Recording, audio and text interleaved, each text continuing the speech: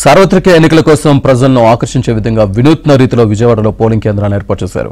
జిల్లా వ్యాప్తంగా 28 ప్రత్యేక పోలింగ్ కేంద్రాలను అధికారులు ఏర్పాటు చేశారు. ప్రతి నియోజకవర్గంలో మహిళా ఓటర్ల కోసం పింక్ పోలింగ్ కేంద్రం, యువత కోసం యువ పోలింగ్ కేంద్రం, విభిన్న ప్రతిభావంతుల పోలింగ్ కేంద్రాలను ఏర్పాటు చేశారు.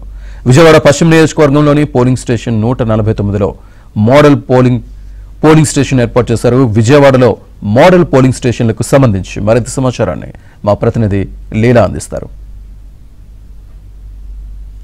ఎన్నికల నేపథ్యంలో మోడల్ పోలింగ్ కేంద్రాలను ఏర్పాటు చేశారు. జిల్లా వ్యాప్తంగా కూడా ఇప్పటికే కూడా ఈవీఎం మిషన్స్ తీసుకొని వీరందరూ ఇక్కడికి రావడం అయితే జరిగింది. అంటే వీరితో ఒకసారి మాట్లాడేటువంటి ప్రయత్నం చేద్దాం. హాయ్ సార్, అంటే ఇప్పటికే మీరు రావడం అయితే జరిగింది. మోడల్ పోలింగ్ కేంద్రంలో మీరు అధికారిగా ఉన్నారు. సో ఈ మోడల్ పోలింగ్ కేంద్రాన్ని ఎందుకు ఏర్పాటు చేస్తారో మీకు అనేది తెలుసా సార్?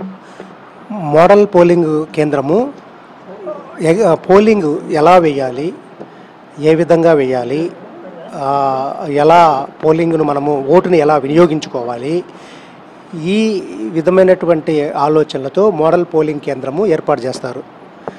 తర్వాత అలాగే కొత్తగా ఓటు హక్కు వచ్చేటువంటి యువకులకి వాళ్ళు ఎలా వేయాలి వాళ్ళకి తెలియదు కాబట్టి వాళ్ళకి అవేర్నెస్ రావడం కోసము ఎలా మనము ఓటు హక్కును వినియోగించుకోవాలి, ఏ విధంగా మనం వినియోగించుకోవాలి అనేటువంటి ఆలోచనలతో మోడల్ పోలింగ్ చాలా ఉపయోగపడుతుంది. ఆ తర్వాత ప్రజల్లో కూడా ఇంట్రెస్ట్ మోడల్ చూడడం వల్ల మోడల్ పోలింగ్ సెంటర్ వాళ్ళు అబ్జర్వ్ చేయడం వల్ల they will have awareness how to cast their voting. And అలాగే మోడల్ పోలింగ్ కేంద్రం వల్ల ఇంకా ఇంట్రెస్ట్ కలిగి ఓటు వేసే శాతం అనేది పెరగడానికి కూడా ఇట్ లీడ్స్ అన్నమాట. అయితే ప్రిసైడింగ్ ఆఫీసర్ కూడా ఉన్నారు, ఒకసారి వారితో మాట్లాడదాము. సో సార్, ఎలాంటి ఏర్పాట్లు చేస్తున్నారు ఇక్కడ ఉన్నటువంటి అంటే ఓటింగ్ వచ్చే వాళ్ళందరికీ కూడా ఎలాంటి ఏర్పాట్లు చేస్తున్నారు? మరి హాల్ అయితే చాలా చక్కగా మంచిగా అలంకరించారు మేడం. చూడగానే మంచి గుడ్ లుకింగ్. మరి ఇక్కడ ఉన్న స్టాఫ్ కూడా చాలా ఉత్సాహంగా ఉన్నాం. మా డ్యూటీ మేము సక్రమంగా చాలా ఉత్సాహంగా చేయాలంటే మరి మంచి ఇన్స్పిరేషన్గా రూమ్ మాత్రం మంచి డెకరేషన్ చేశారు. We're very happy.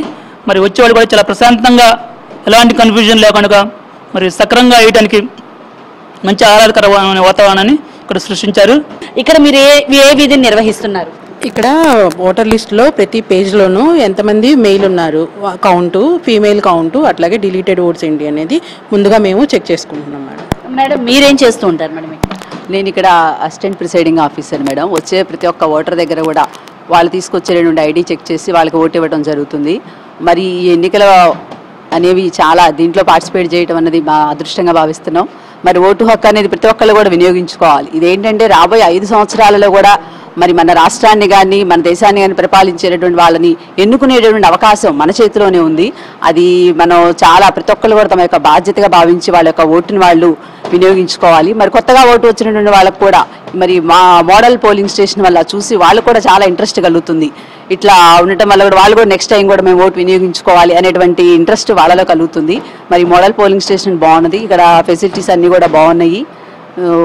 I'm very happy to participate. Madam, vote card తీసుకొని వస్తే వారు ఓటు వేసే విధంగా ఏర్పాటు చేశారా? వాళ్ళు తీసుకొస్తే ఏదైనా ఐడి ప్రూఫ్ తీసుకురావాలి మేడం, ఓటర్ స్లిప్ తీసుకురావాలి. దాన్ని బట్టి మేము మాకు ఇచ్చినటువంటి కాపీలో చూస్తాము. అదేవిధంగా పోలింగ్ ఏజెంట్స్ ఉంటారు కదా, వాళ్ళు కరెక్టా కాదా అంటే వాళ్ళు లోకల్లో ఉంటారు కదా, వాళ్ళకి తెలుస్తుంది. వాళ్ళు ఓకే అంటే మేము వాళ్ళకి ఓటు అలా స్లిప్ లేకపోయి ఉండొచ్చు, కొంతమంది పోగొట్టుకొని ఉండొచ్చు.